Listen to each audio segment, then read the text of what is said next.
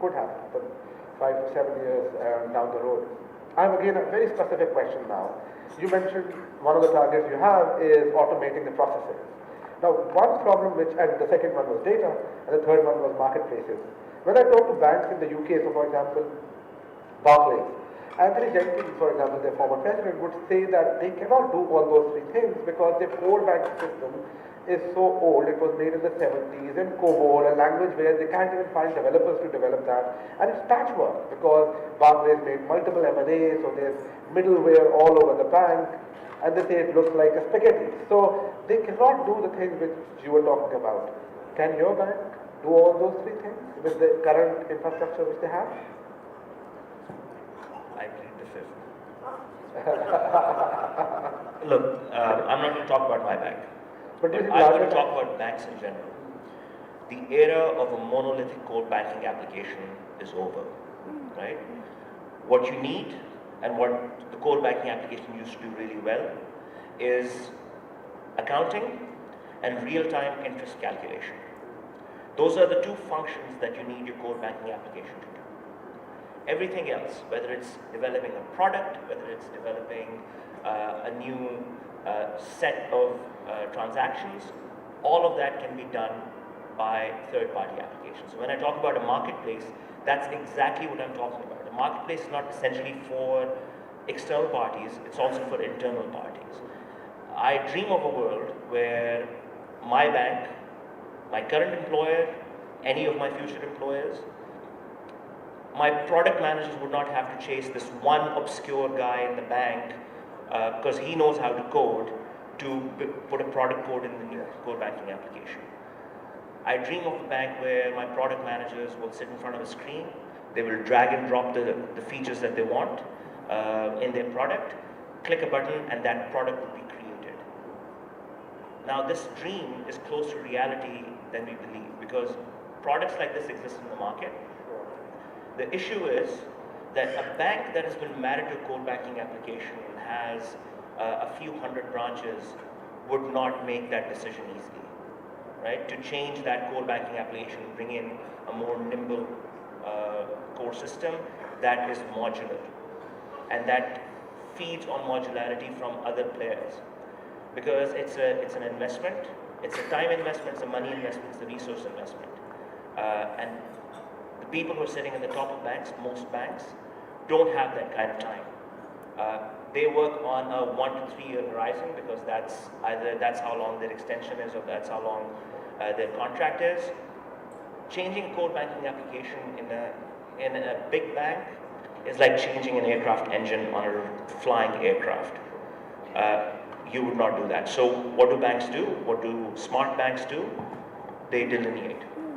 So they'll continue with running the old bank the way they're doing, and they take Umer's approach and they create a new entity that runs on new systems in a completely new way. Not every management, not every board is going to be open to that. So the decision has to be thrown back to the board that either make this investment now in a smarter, more nimble, more agile core banking system and continue to see your bank flourish, or you continue delaying that decision till the next CEO or the next CFO and see yourself become irrelevant. And that is how serious it is. It's not hyperbole, it's true. Monolithic banks are going to die a very slow, painful death because the time to market for one product would be 6 to 8 months, whereas for a challenger bank, the time to market would be 1 to 6 minutes. There are banks in this world that exist today where the customer defines what sort of benefit, what sort of features they need in a product. And once they do that, that product is up and running in a matter of days. Until we get to that point, we will continue to struggle with monolithic banks. And Usman, how far are we from such a bank? Do you think because you're going to build a digital bank within the infrastructure which you have, do you think that such a vision of creating a pure digital bank in Pakistan is possible in the near term? And what kind of time horizon are we talking about? You guys are big fans of time horizons. I'm just following the definite setup here. So yeah, of course, it's definitely possible, and it will happen very soon. because as I said, these licenses are coming out. There are local entities such as us that are going to take this, and then it all comes down to execution. If we execute it well, we will have a purely digital bank. There are definite, foreign entities that are looking at this license. There are a lot of foreign entities looking at the e-money license, which is coming out hopefully in January. It's very, very close by. I mean, they are seeing, foreign entities are seeing the potential of Pakistan that we're unfortunately not able to see, right? Or we're definitely not able to tap. So there's some sort of disconnect between what a 30,000 feet a view is giving these entities and what we are seeing because we're stuck in traffic jams and having no water at home, right? So we need to figure out that disconnect and move fast because otherwise we will be innovated over. So the good news is that things are going to improve very quickly for the average Pakistani consumer when it comes to their financial needs. Fairly quickly. It will get better. 12 months, 18 months, 3 years, 5 years. I have to get a time. Yeah, so I would say 24 months. I would say 24 months you will see some. I think they keep censoring us. Something that they don't like, they just shut it off. I think 24 months you will see some fairly significant changes in the Pakistani landscape. That's pretty punchy. Well, I have. Is it working? Yes. Okay, I have a very pertinent example to quote in this context. Though not a bank, SECB has recently licensed an entity which provides nano credit to its customers. And the way it works is that, I mean, it's sort of an entity that exploits big data. It takes big data. It takes your cellular information, it works on that, it has some semi-supervised or unsupervised learning algorithms working through it, it extracts that information, it develops a sort of a pseudo CIB for those customers, and then it lends out to those customers. So that is what is actually going on at the moment, and we don't need to speak about too much far in the future, because it's actually happening in an NBFI is doing it. So if this is even a shadow of what's going to happen in the future, then I think the transition will come very fast.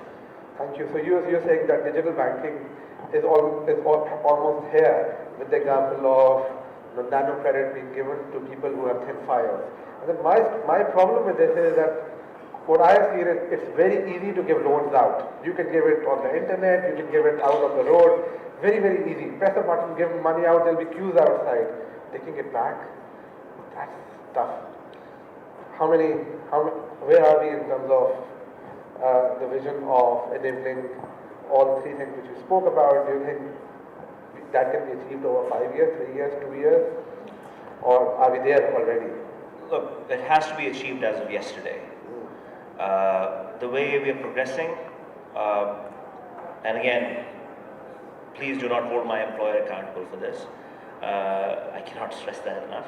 I see a big shift in the market as it is. There are 35 banks today. I expect 5 of these banks to disappear completely and get gobbled up just because they failed to even accept that innovation is important. I also expect that the pace of conversation is picking up. Every bank will have a chief digital officer by the end of June 2019. Whether those chief digital officers are delivering remains to be seen. But I expect this market to completely do a pivot in the next 36 months. Wow, so if I summarize this, because we are running out of time and I need to open up the session for Q&A, it seems as if both of you, especially on the banking side, agree that innovation is difficult from a banking perspective, but it's really critical, it's really important, and they don't have too much time there. So whether it's right now, whether it's 24 months or 36 months, they have to do it almost now, and that pivot for more innovation has to happen. almost as of yesterday. So with that, we'll open up this panel for questions. We have a couple over there.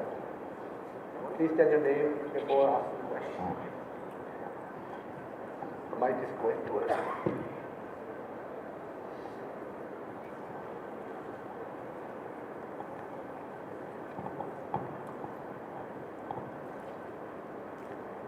Assalamu alaikum. So I'm a technologist through and through for the last 12, 13 years. I have seen these two gentlemen talk about APIs, but what I fail to see is that I constantly see, and I apologize in advance, that I constantly see bankers and everybody talking about digital disruption, innovation, but as a technologist, as a startup owner, I am yet to actually utilize anything that you guys have done. I have seen JS Bank's API website. Why can't the two of you, or maybe 10 other banks, combine and just come up with one unified API that everybody so eloquently talk about and provide startups to actually work on one solution where they don't have to work with 12 different banks and rather just work with one company or one API, and whoever the customer wants to transact with should be able to do that. I run a few e-commerce stores in Pakistan. I run a few other digital stores as well, and I still don't see any benefit of using either of your APIs because I have to integrate separately with you. So this is a technical question as well as a non-technical questions from my business point of view as well. So. Thank you. Yeah. So I hope it's all clear. Everybody that's come on stage has basically said banks cannot innovate.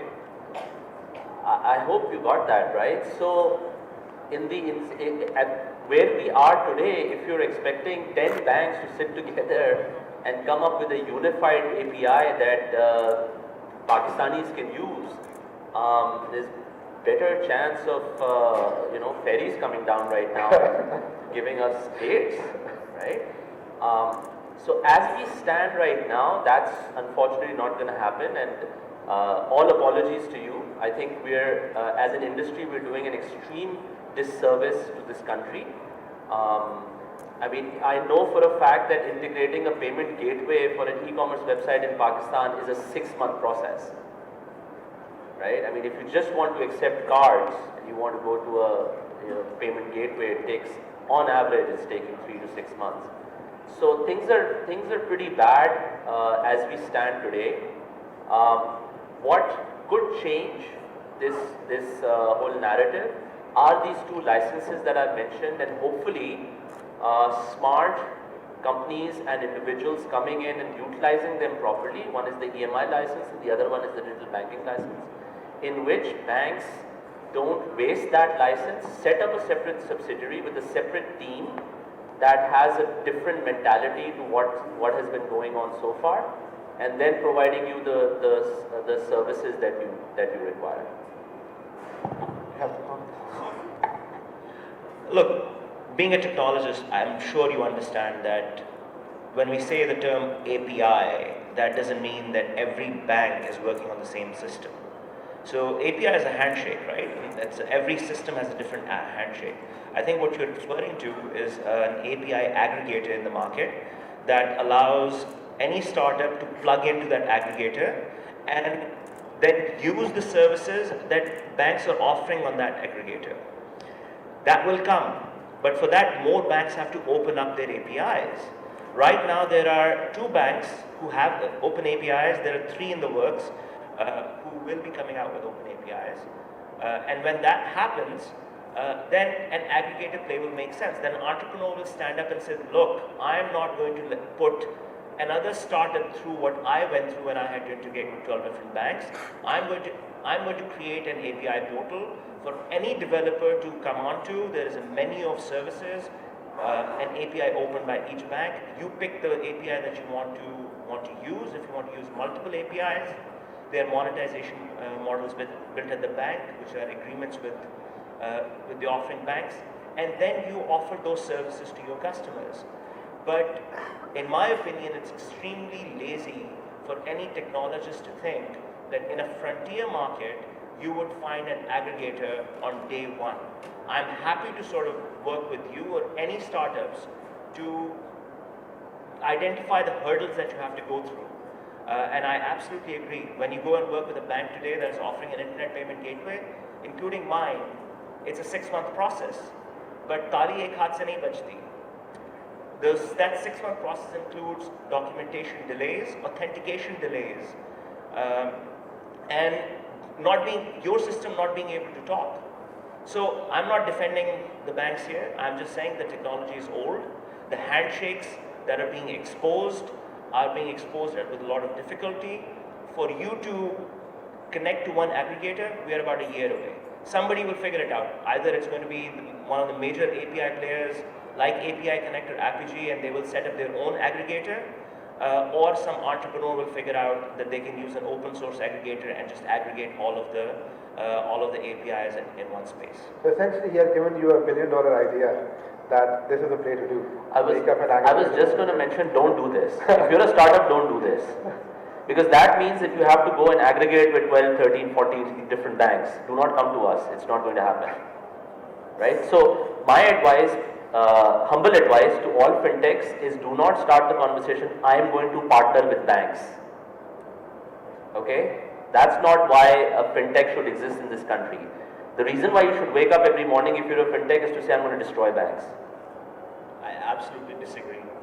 Because then banks will destroy you. They have deeper pockets, and then they'll realize somebody is out to eat their lunch. Somebody will wake up who will be more aggressive than you are, and all of a sudden they'll realize their bonus is being eroded, so they're going to come after you.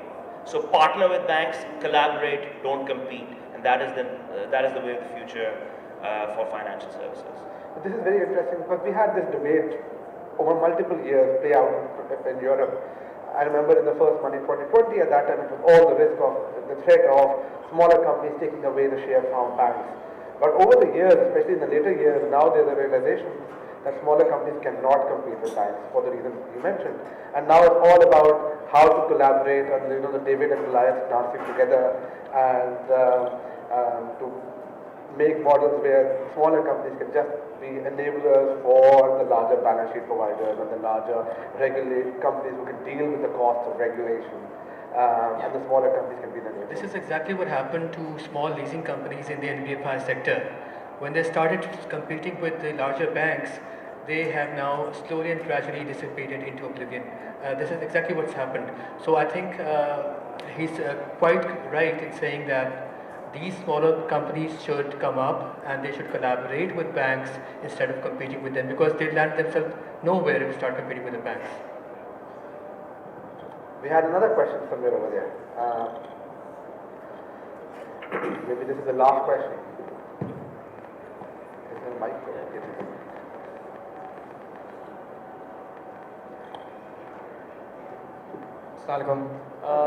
So मुझे ज़ीशान साहब से question पूछना था. You mentioned earlier that regulation comes later. Things have to be done first, right?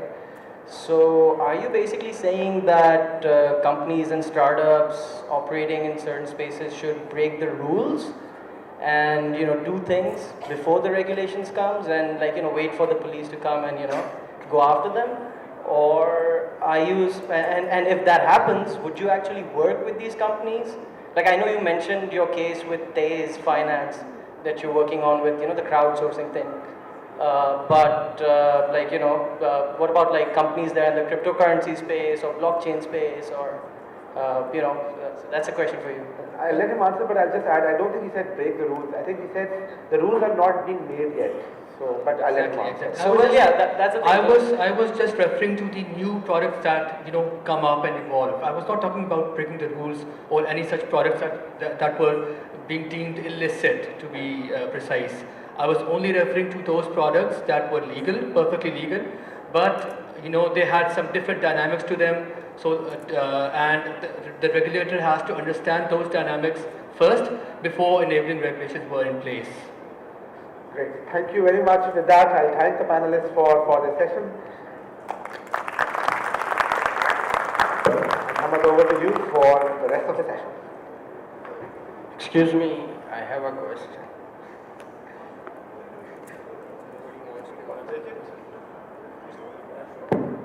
Sure. Okay, go ahead. Yeah, thank you for the time, and I'm really sorry I'm asking this question. But I heard you saying that the license, cost $2 million. Now, a person like me, all right, who is on the verge of this, who is working for this industry for disruption, how can I afford a $2 million license, just to be in that space, or should I consider changing careers? Or what? Partner with Yeah, B. Answer is B. So, no, there's nothing to clap about, right? Because obviously he has.